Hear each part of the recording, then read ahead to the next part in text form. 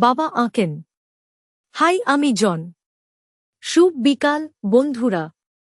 আজ আমি আপনার জন্য ফুলের একটি সম্পূর্ণ তৃণভূমি আঁকতে চাই। শুরু করা যাক। আমি 3টি ফুল আঁকব, প্রথম, দ্বিতীয় এবং তৃতীয়। প্রথম ফুলে থাকবে গোলাকার পাপড়ি। আমি এইভাবে একটি বৃত্ত এবং বৃত্তাকার পাপড়ি আঁকব। দ্বিতীয় ফুলটিও একটি বৃত্ত, তবে এতে ধারালো পাপড়ি থাকবে। আমি এমনকি বলব যে এগুলি পাপড়ি নয়, পুংকেশর বা পিস্তিল। এটি একটি ড্যান্ডালিয়ন মতো দেখায়। আমার তৃতীয় ফুলে বর্গাকার পাপড়ি থাকবে। বর্গাকার বেশি সঙ্গে দেখুন। আপনি যদি আমার সাথে আঁকেন তবে আপনি পাপড়িগুলিকে ভিন্ন আকারে আঁকতে পারেন।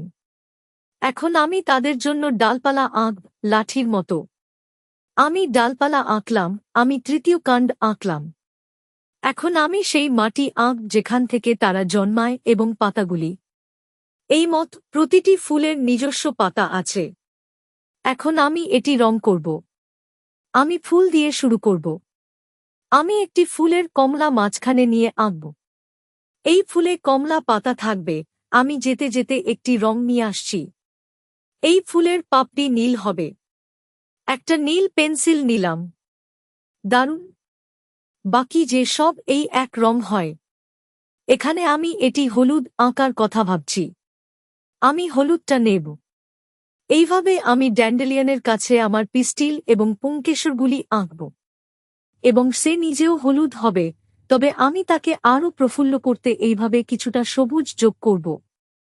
এখন আমি পাতা এবং কাণ্ড রং করব।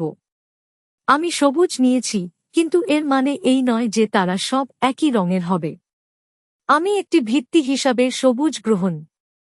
এখন আমি গাঢ় সবুজ নেব।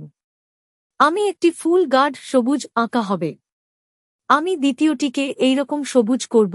আপনি দেখতে পাচ্ছেন এটি খুব বাদামি এবং গাঢ়। এবং আমি তৃতীয়টিকে হলুদ দিয়ে নেব এবং হলুদ রং করব। দেখা যাচ্ছে যে আমার প্রতিটি ফুলের 3টি ভিন্ন ছায়া রয়েছে। এখন আমি পৃথিবী আঁকব। আমি হালকা বাদামি নেব এবং মাটিতে রং করব।